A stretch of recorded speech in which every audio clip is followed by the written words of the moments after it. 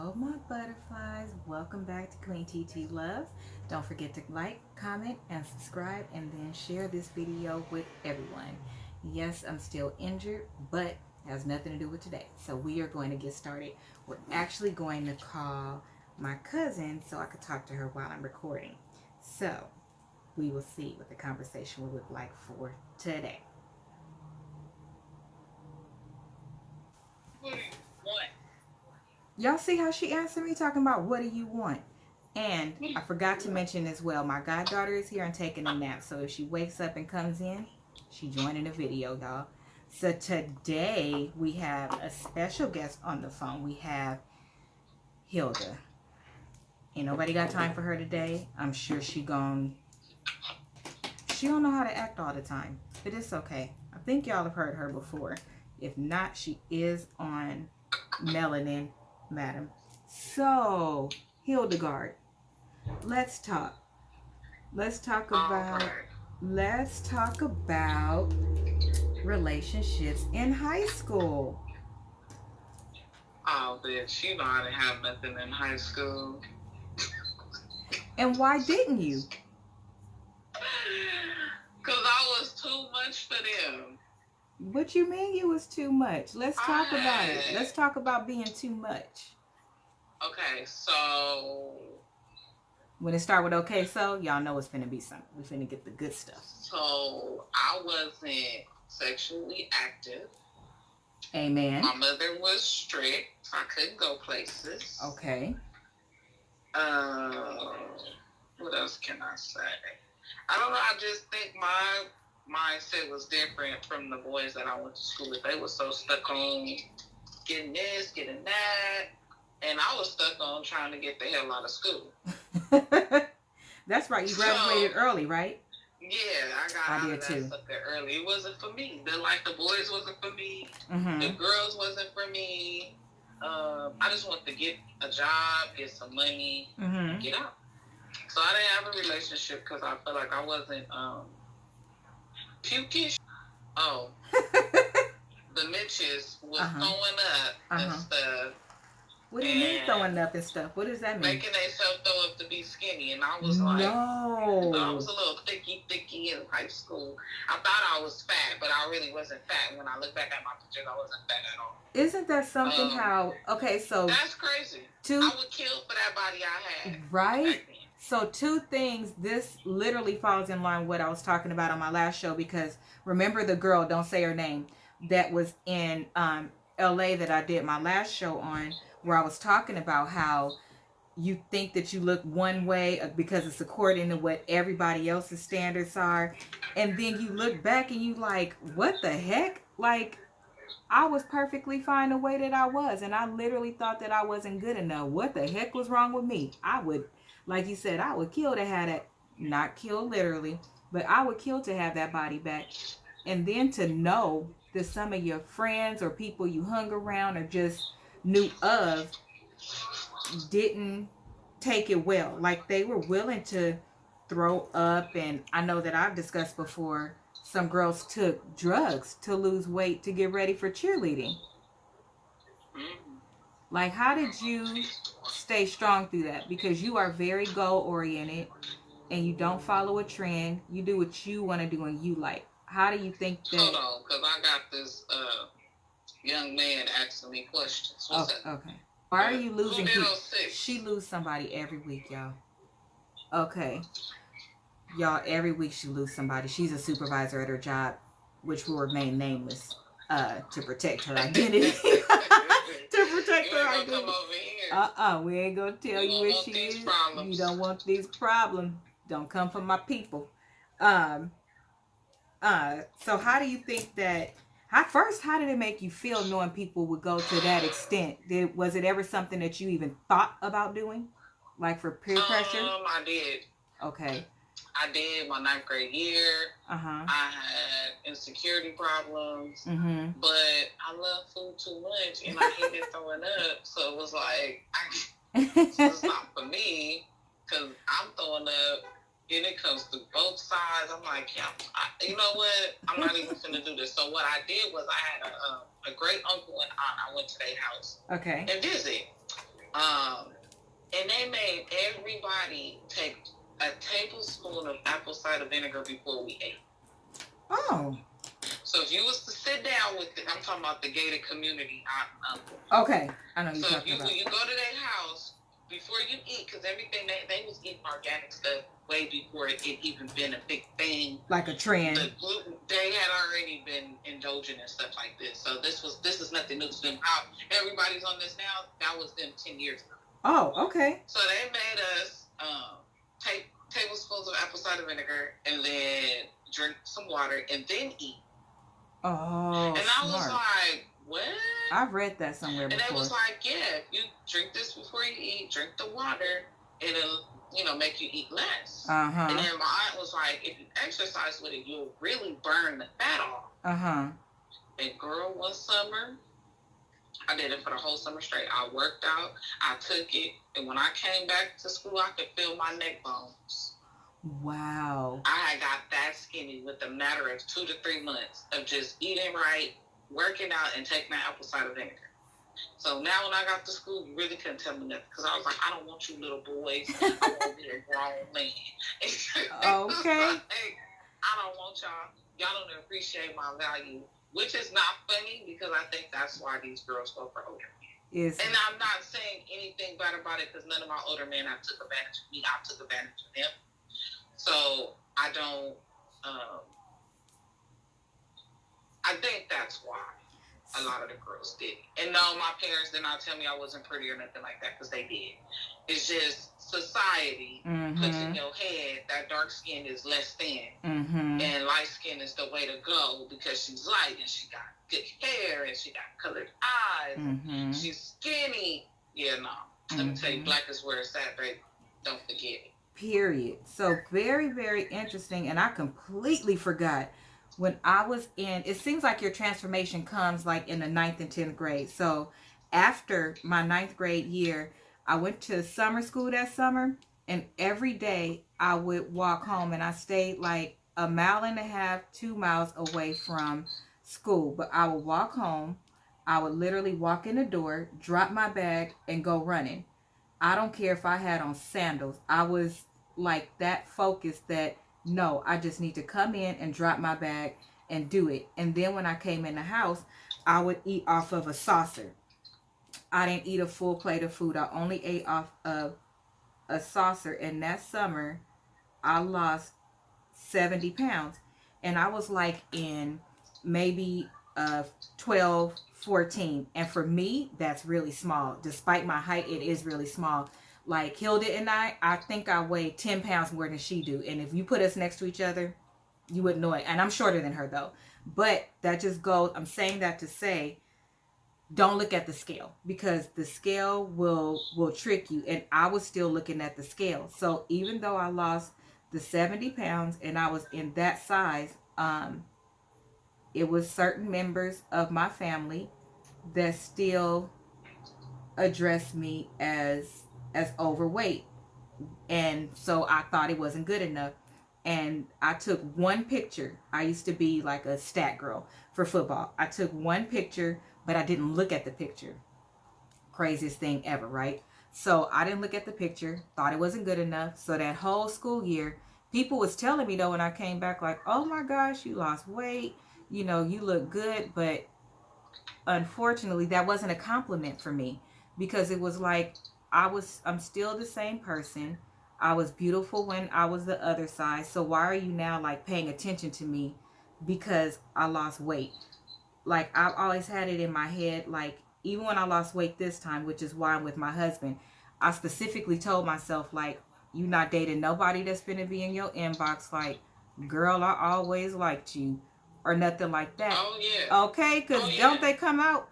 They come, girl, it seemed like I got a little booty, and then it was like, bam, she got a job. Bam, she got a car. Bam, right. She got a girl, I always wanted you. Right. You know? And that could really take over your mindset, though. And it still does it as an adult. You know, I know some people that get a particular job and start making money, and their status changes, and their behavior changes right along with it. And I just don't get it. I always told myself, nope, you're not gonna even entertain this because they don't like you, Asia. They like what you just did and stuff like that. And I don't like that because it's not fair. You the same person, and it's just not fair to me. So I specifically would not date certain people even when I lost weight as an adult for that reason. And my husband liked me at my highest weight, walked around me proud, loved me, treated me right, did all the things that nobody else ever did. So for me, even though this person that make a lot of money or they're popular or whatever, because popular still matters when you become an adult. Just y'all see it on social media. It's a mess to me. I wasn't doing it, Hilda. I was like, nope, I'm still not talking to you. I don't even want your date. Some people was like, well, just it's a free date and blah blah blah. To make my own money, like no. I don't need your date. Right. I'm not even entertaining it, so you could even have me as a notch on your belt saying that you dated me at all. My self-esteem was still the same, which is not good. It was not high. But my mom always taught me that nobody else should make you feel like you're not good enough. If it's something you don't like about yourself, that's between, that's yourself. But you don't ever let nobody else make you feel like you less than. And I think to Hilda's point, like she said, no, didn't nobody, my family do this. My dad, my family, well, my mom, said nice things to me. It was just this one particular family member that damn near got everybody in therapy as we got older. It's always that one. It's always that one. It is. And sometimes you're too embarrassed to talk. And then you get older and they be like, what did I do that? Exactly. I don't remember doing that to you. Exactly. Oh, I'm just so sorry. No, you just mad that I remember that you did. Right. That's what you're mad about. Right. And kind of trying to shy away from the conversation, and you like, no, that really happened. No, it was that big of a deal. And yes, I'm in therapy because of you. It's crazy. It was really crazy. Did you experience like when after I got my bachelor's degree, I would say, it was even the same person talking so much stuff about me that it was like, oh, she's lying, she's not in school. So when I graduated and they had a graduation party for me, somebody that was really, really important to me wasn't there because they was listening to this person and was like, oh, I didn't know you. They called me at my graduation and was like, oh, I didn't know that you was getting your bachelor's. If I would have known that, I would have been there or whatever. And I'm proud of you now, and now you can have whatever you want. And the reason why I was like mean to you and hard on you is because I knew you could do better and I wanted you to do better. And Hilda, I literally broke down crying. That was the first time I cried in years because I told myself nobody else is going to make me cry. So I wouldn't cry for nothing, like stubborn. But I broke down. I was like, you didn't have to do that to so-called make me better or whatever. That actually broke me. It made me feel like, excuse my language, that I wasn't shit. It really hurt me. I'm like, no, that wasn't okay. That method, who the heck taught you that method is what works? But it's amazing how they come out the woodworks. Like, oh, I'm so proud of you. Oh, like now you a better person. Your own family do it to you. The same thing you tried to avoid in high school and when you got older. I don't understand. I would never love my godkids or my kids or my niece and nephew to like that. Like that doesn't help. That hurts. I don't think people understand the damage that they do when it comes to things like that. It could be simple stuff that you think is nothing, but that can really dictate where a person is going to go in life. Right. I had one particular family member, one day I'll never forget it. She used to tell me, you don't be nothing like your father. What? And one particular day when she said it, mind you, my dad is a valedictorian. Very smart. Now, did he choose to go the wrong path? Yes. But He was very smart. Right. And she was like, oh, you're going to be just like your father. Nothing. Oh, okay, my God. Crazy thing is, after she said that, the mail came and my report card was in there. And I had all A's. Ain't that something how God show up? Funny how you said I was going to be like my father, and check this out. But that's all A's. But even with the all A's, your dad was valedictorian. So what the heck? Like, your dad was still a good person. Everybody makes mistakes. Oh yeah, no doubt he was a good person. But you have some people like that feel like they gotta throw their 2 cents in when it's really not needed. But they'll throw it in anyways to say stuff like that, to try to hurt you or make you feel less than. And I felt like, and this was a grown up. Right, mine was a grown up too. Even, a kid. This no, is grown ups. Yeah. And I felt like, did you know I was going to be something in life, and that's why you felt the need to try to put me down? Is it because your kids didn't live up to the expectations that you thought they were? Yeah. So you felt that you had to come down me for this simple thing? Right. It just made me think of things like that, of why would you talk to a kid like that? Right.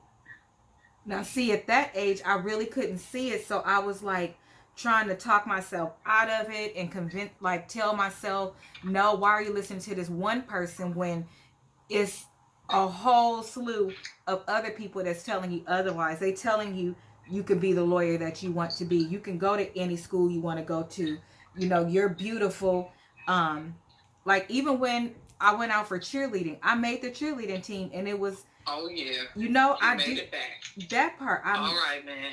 Okay, so like, even when I made the cheerleading team, everything that I accomplished, I never invited anybody. I never still felt like it was good enough. And I tried to talk myself out of it, but that really just stuck with me. Like, how are you an elder and you're talking to me like this? And here's the kicker. I'm not only doing my homework, I'm doing your grandkids' homework too. I'm helping them pass tests and helping them make sure that they get out of high school. So I'm just really wondering, like, why I didn't see it. Like how you saw it, I didn't see it. So if I would have got a report card that had all A's, I wouldn't have showed anybody, because I'd have still felt like you're going to call me a liar or find some way to still put me down. But because we came up in 2 different environments. Yeah. My father didn't sugarcoat. My mother is more of a sugarcoater. That's my mom. My daddy gave it to me straight, no chaser. Okay. That's why dads are important. Right there with me and be like, yeah, y'all gotta go. Grown ups, adult, yeah, you be like, yeah, y'all can go. Maybe say you gotta go. You gotta go. Good. He never made me feel like I have to be restricted because this your auntie or this your uncle. No, it just went across the board with any and everybody. Right. I never felt the need to stop or, stop and think about what you're going to say. No, I said it. I got in trouble a lot of times, but I did say what I want to say. Wow. Yeah, I did. And my daddy backed me 100%. My dad never made me feel like I was wrong. Now, my mom, she was like, oh, you can't talk like that. You can't talk. My daddy? Right. You can't. No. He would be like, so what? F him. Don't go around them people. That's why it's so important to have a balance. It really is, because your dad is generally harder than your mom. Now, I can say my mom is hard, but for some reason, because she's so sweet, I was like, my mom not going to say it right, or she's not going to say something. And I took that away from my mom. And as an adult, when I finally came out and told, all the different things that had went on, I think I was in high school, and it was my senior year, because this particular group of family members was like going hard as hell on me in my senior year, like trying to tell me when to get off the phone because they wanted to talk to my mom, even if I was making business calls. And like, she finally just had to let them know after I told her, and she knew what was going on, like, y'all protect y'all kids. Why you think I'm not going to protect mine? What make you think I'm not going to be a lioness and stand up for mine? That doesn't make any sense. Why you would even think that? But they do, because you know why? If you never said anything back then, they feel like, oh, it wouldn't be believed. Right. Because this is not nothing that has been said. Right. Me, I say my stuff right then and there. And you know, and another. I'll take the whooping. I'll take yeah. There are some times that I was like, you know what? I'm sick of this shit, and I did it wrong though, because like I said, I should have told my mom what was going on, because it just looked like I'm spazzing out or doing certain things for no reason, and it indeed was a reason. It really was, but I didn't say what the reason was, and I really should have.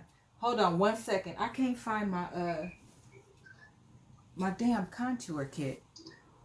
Because I'll tell you one thing, people won't mess with you.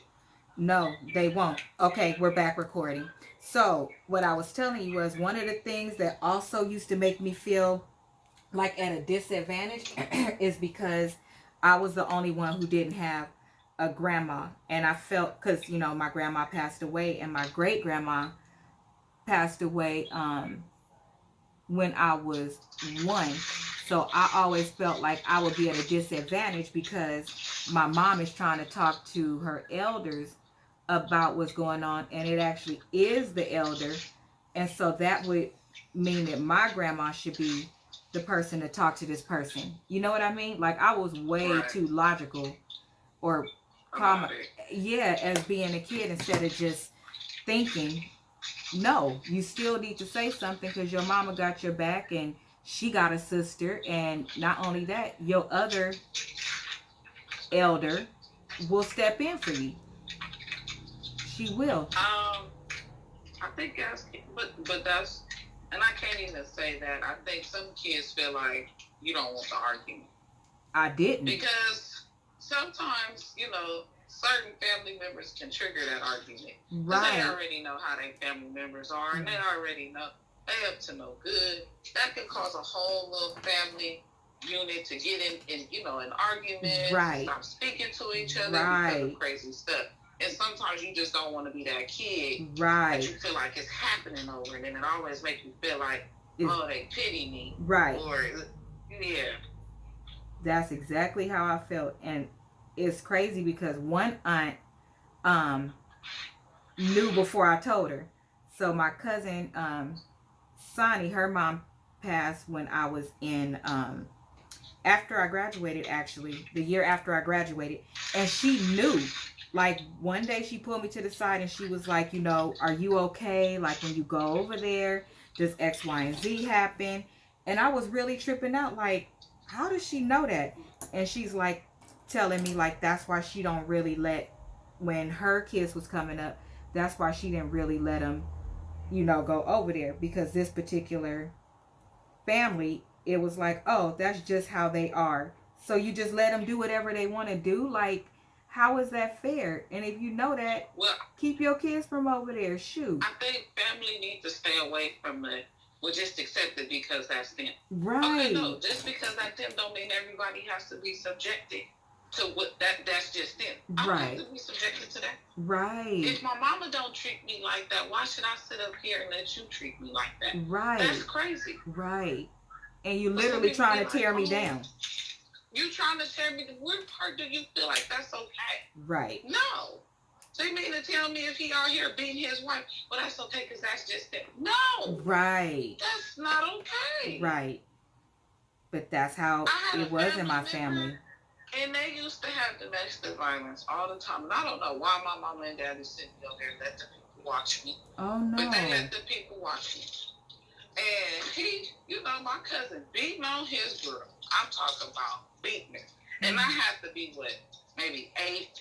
I'm going to say I was smaller than I had to be, like maybe 6. 6 or 7. He beating the girl.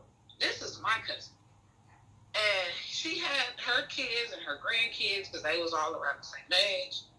And he just beating her. And I'm looking at the kids like, y'all just gonna let him beat on her? Right. And like, oh, that's what he does. You know, he's gonna beat us. I'm like, he ain't about to touch me. Right. Because he already know what's about to happen. Because you have a dad, though. I went in there and got that frying skillet. The frying skillet was weighing my ass down. And I'm trying to walk up these steps. And I'm banging on the door. Why? Open up the door. Open up the door. No. He opened up the door. I was like, let her go.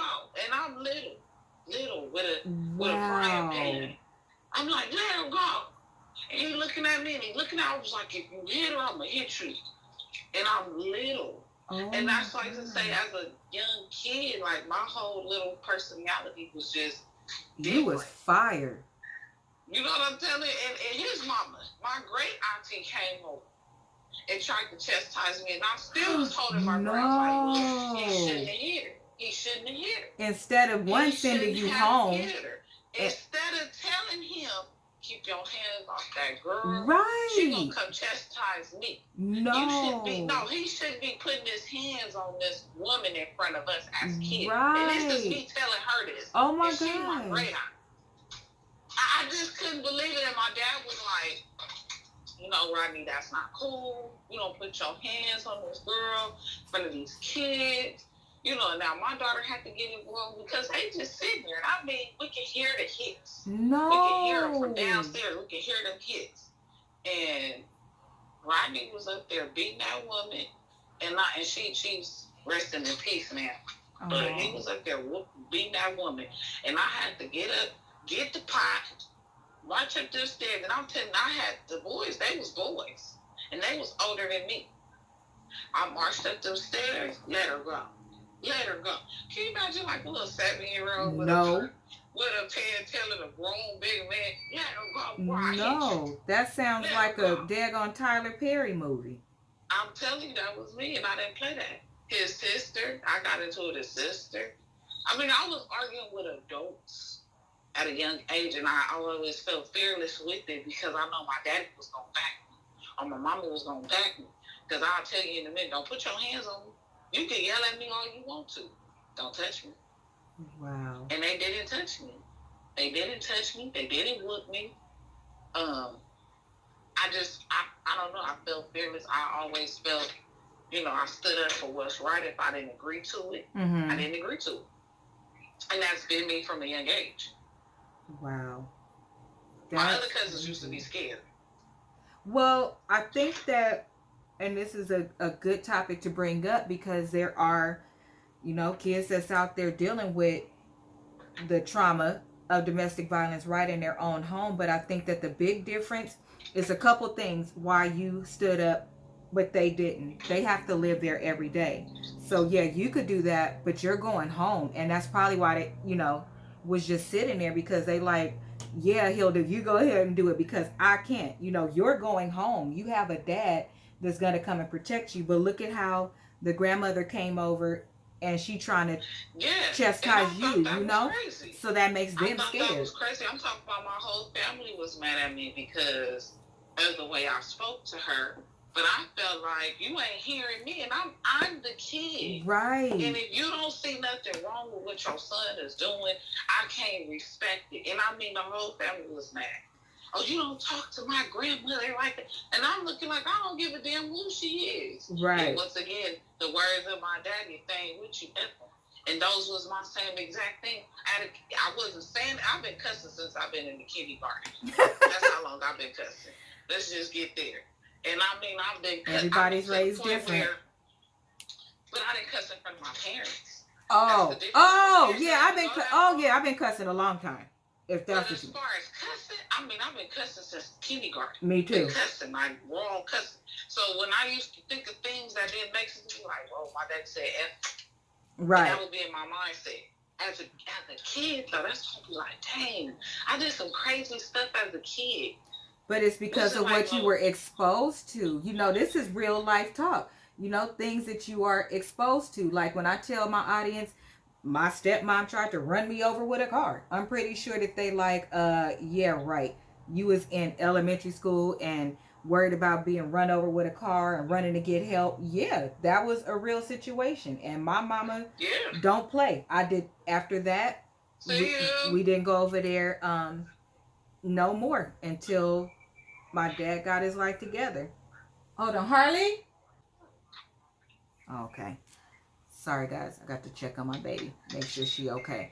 But yeah, those things, this channel is about real life situations. Everybody that's sitting out there ain't listening for, you know, how to build your credit. You know, those are good things, and I talk about those things, and they're available on Divine Purpose. But there's a baby out there that's listening to this like, dang, I went through that same thing. Or, you know, a cousin, you know, that came by, or a friend. It's like, why are they dealing with that? Why they didn't say anything? And as adults, we understand that the reason why some people don't say something sometimes is because they're dealing with it.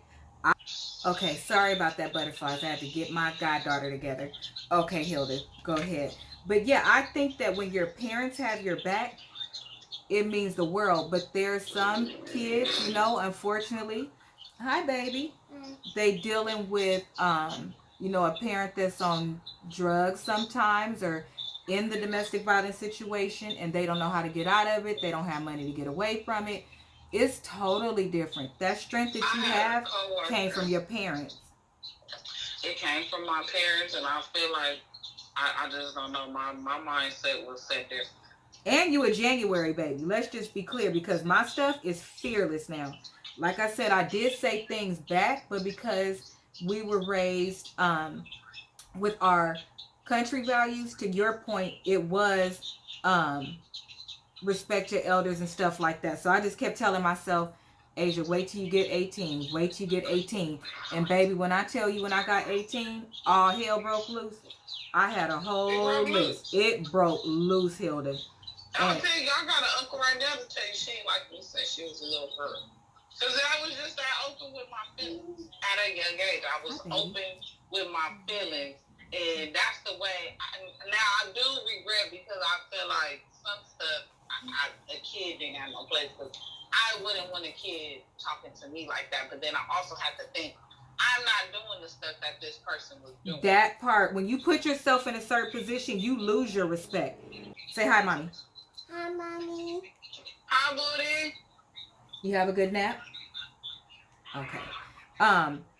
Okay, so you had a cousin that did what? Because you definitely lose your respect. Uncle. Oh, an uncle. Okay. I had an uncle, and I just didn't. I don't. You know, as I got older, you know, now I speak, I be cordial. But as a kid, I wasn't speaking. It wasn't nothing. My mom and my dad, they couldn't make. I don't like. And I've been like that forever. If I don't like you, you can't force me or force that upon me. To do that's fake to me. And I've been like that since a kid. If I don't like you, I don't like you. It's just no other way around it. And I didn't like this particular uncle because of the way, because some of his actions just didn't sit right with me. As a kid. Dang. And as a kid, he would tell his kids stuff and look at me and be like, she doing it too. No, I'm not. I'm not eating off no damn floor. If you got a whole kitchen table with chairs, and you gonna tell me I'm eating on the floor and I ain't eating on, I don't eat off the floor in my own damn house. Right. And what you got ain't no different than what my parents got. I'm not eating on no damn floor. So they was like those them kids, they have foster kids. Oh no. They have foster kids. And I used to feel so bad for the foster kids, because I don't live, my mama didn't have much. They had a lot of stuff. My mother didn't have much, but my mother still didn't treat me like they treated them kids. And they treated one specifically bad because one of the kids was his wife's actual niece. Okay. And the other kid was the girl's half-sister. Okay. And they would treat that half-sister like Cinderella. Wow. Right in front of all the other kids? Right in front of the other kids. I mean, treat her bad. And I used to feel bad for her. And be wanting to take her and beat up my damn cousins. My real cousins. They was old, but I be wanting to beat them up because of how you treat this person. Right. And I couldn't understand, how do you treat her as a purpose? Like, oh, to do somebody like that. Right. And then turn around to the other one and make it seem like you didn't do anything wrong. That just did not sit right with me in my soul as a kid. Right. So I'm like, I don't want to go over there. They used to try to beg me. Don't you want to come? No, I don't want to go over your house. They used to buy me stuff, and I was like, no, thank you. I don't want it. I don't need it. Yeah, you definitely a January baby. If I don't mess with you, I don't want nothing from you. And they used to try to bribe me, like, oh, if you come over here, we'll buy you this. Oh, I don't need that. No, thank you. I wondered if they felt like if they be nice to you because it was foster kids, like you won't tell on them or whatever like that. You know what I mean? I don't think it was that. Okay. Because I wasn't going to tell, just the fact that I just don't want to deal with you. I would go to everybody else's house. Right. But it comes to them, and they had a lot of kids at their house. They had kids galore. I'm not going over their damn place because I'm in to beat them kids up and I stand it up for their damn self. And that's how I started feeling like I'm gonna beat her up. Oh my gosh. Kind of like when your parent tell you, if somebody bullying you, if you don't fight them back, I'ma get you. That's how I felt. Yeah. Like, because you're trying to toughen them up. And I think they felt like, well, these are the only ones I wanted to take us in. If we do go against the grain, where we gonna go? So I understood where they was coming from, but it was like I can't sit here and I can't do that. I can't do that. And I used to be so mad because I felt like nobody in the family really spoke up when they should have spoke up. Speak up. Right. Because other family knew. It was in the. I'm telling you, it would be like they damn grandkid. She was like, the girl now, she got to be maybe 18, maybe just turning her 18 right now. She was sitting her ass at the table, and we like, what, 10 years older than her? What? Sitting at the table. How the hell she sitting at the table? And you gonna tell us to sit on the floor? Wish somebody would tell my baby she's sitting on the floor. Oh my God. Like a damn dog with some newspapers out, and we got to set the food on top of it. I wish I would. So when I was coming up, if it wasn't enough room for everybody, they would do something like that so it could be fair to everybody, you know? But that wasn't. No. No. This was their everyday thing. Sit on the floor. Why? Because they thought their stuff was too good. Like, oh, I have this now. No. I cannot stand that. It ain't that much in the world to where you feel like they eating food. Right. This ain't like they playing or they eating food and then you'll make them wipe and sweep the floor. My girl, that just threw me for a loop. I couldn't. That's making my head itch now because I used to be like, this is effing crazy. I'm not eating on that. And my mama, and they used to look at me like, oh, everybody has to, well, then I'm not eating. Yeah. I'll wait till I get home because I'm not eating on nobody's food. Oh my gosh. And you ain't making me eat on them. And it's been like this particular uncle and aunt, it's been like that since I've been about 4 years old. You know, as 4 years old, I was very inquisitive, and his wife didn't have no teeth at a particular time. And she got down in my face, and I was like, ooh, where your teeth at? Oh, no. And girl, they had brought me a toy over. They took the toy back and everything. Because I asked where her teeth was. But this is a little kid in crazy shit. 20 years later, my nephew, she still ain't got no damn teeth. And my nephew, she been down in my nephew's face. He's a January day, too close to me and him the same sign. She been down in his face. And he said, Auntie, where's your teeth? He was a kid. He was like, I'm going to say we was around the same age when he said it. That's usually around the age when kids ask things like that. Because they don't know. In the kid's face and talking. You know, we all excited because the kids getting their teeth, but the teeth is falling out. Right. And you all in the damn kid's face. You ain't got no damn teeth. Of course they going to be like, well, where your teeth at? Right. And they got back, girl, took my toy back, girl. Really took the toy back that they took it back and took it home. Oh my gosh, then take the little toy then. And since then, I ain't never been cool with them like that. Hell no. Oh, and that, I think it's been so great point. Kids do not forget. Oh my gosh, adults, you know, because it's things that you don't forget. It's just crazy to me how much adults forget when they become adults. Like, you know that it's things that you just do not forget. So you know, if you do something to a kid, they not gonna forget. That's out. Because I was excited about the toy. I'm like, oh yeah, I got a new toy. You know, my mom's cooking. I'm about to play with my cousins. They took the toy back from me. I said, what? Wow. Because I asked for her teeth.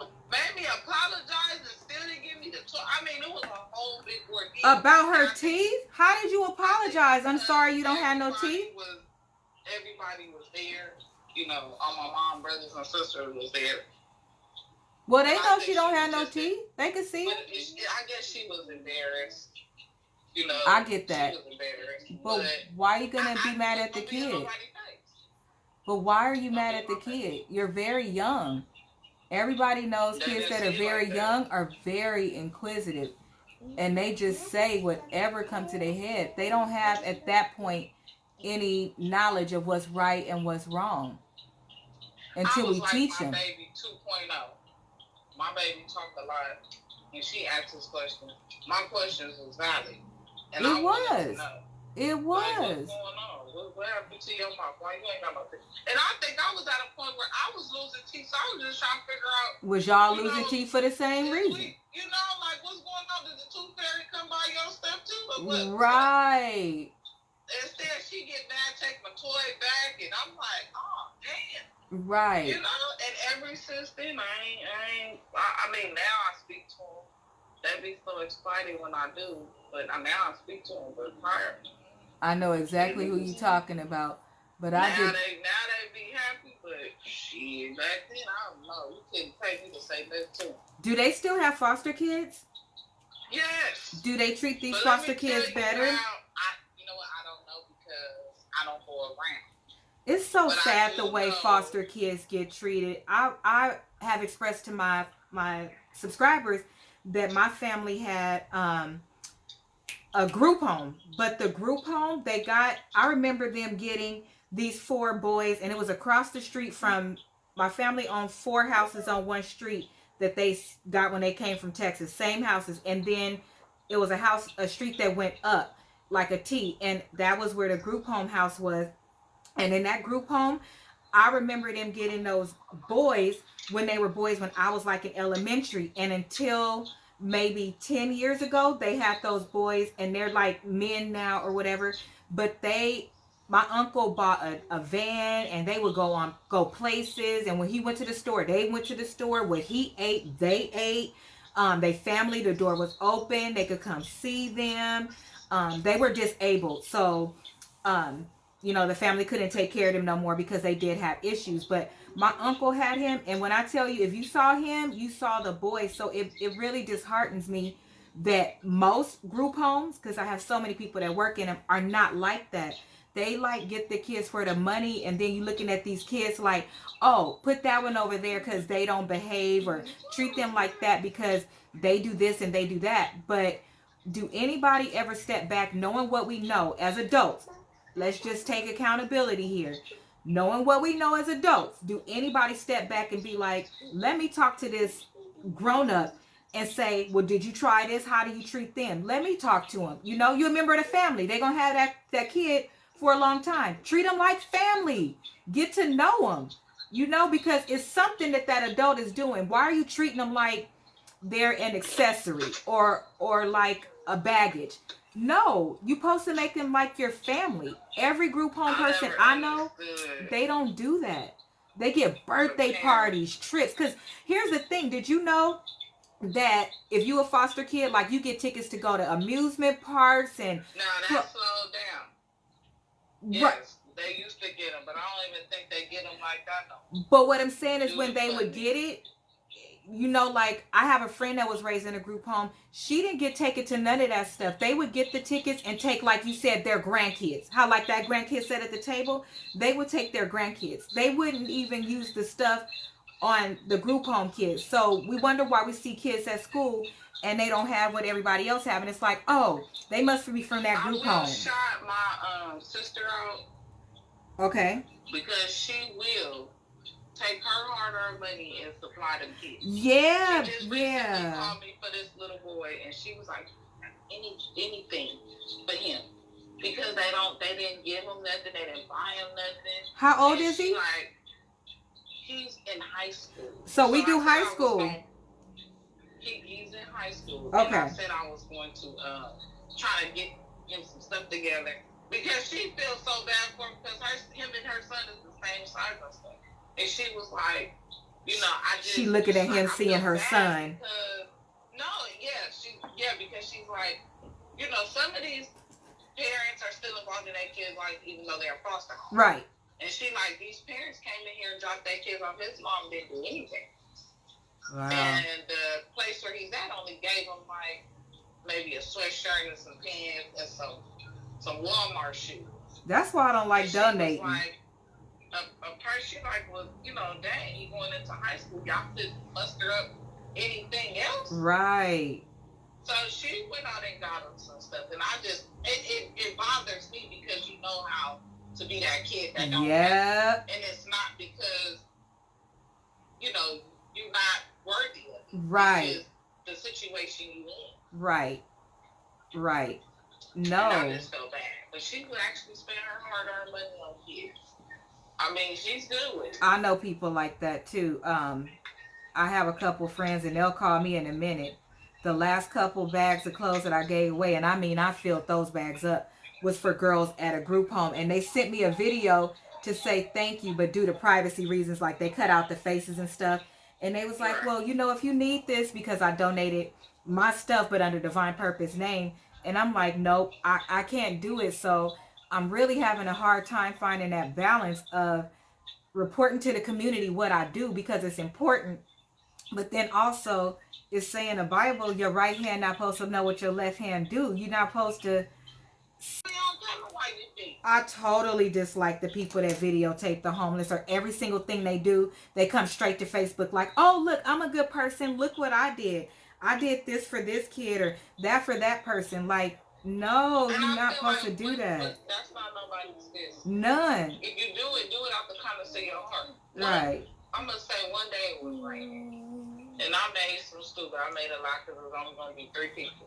So I said, you know what, I'm going to feed all the homeless people out here because it's cold today and I know they cold. And I know they're going to want something to eat. And it's, you know, shoot, some stuff I take out blankets. If I see somebody outside and it's a holiday, I'll come back inside and make them a blanket. Yeah, because I keep extra jackets in the car. You know, jackets. Sweatshirts. Because you just never know. Right. You never know, and I would be like, if I was in that position, I would want somebody to help. That part. And what is it hurting? We have so much stuff. Like, what is it hurting? Like in real life. I had a friend that drove past a homeless person and splashed water on him. What? And he turned back around, but he did it on accident. Oh. He was hitting the corner, and you know, you hit the corner, you probably going too fast, so the water that's on the ground, it was raining, and he splashed this man. And he was like, he turned around and he was like, hey man, you know, I'm sorry. Here's enough room for a hotel room because I love it. That, you know, I got you wet and then you want to go and dry off. Shower and dry off. Yes. And the man was like, no. So you don't freaking get pneumonia. Right. He like, I don't feel deserving. I don't like that. He was like, well, I wet you. He was like, yeah, but I shouldn't have been right there. No. So okay. And he like, no, man. He was like, well, then you know what? Just take the money and do whatever you want. Yeah. But it makes me feel bad because it's like they don't even feel like they deserve it. It hurts my heart. It hurts my heart. A lot of them are out there because they don't feel like they're deserving of something because maybe they messed up in their life and they hurt their family, and they don't feel like they're deserving of going home and receiving love. And that couldn't be the furthest. That's how I feel. Go home. Go home, because ain't nobody gonna love you like your family. People out here.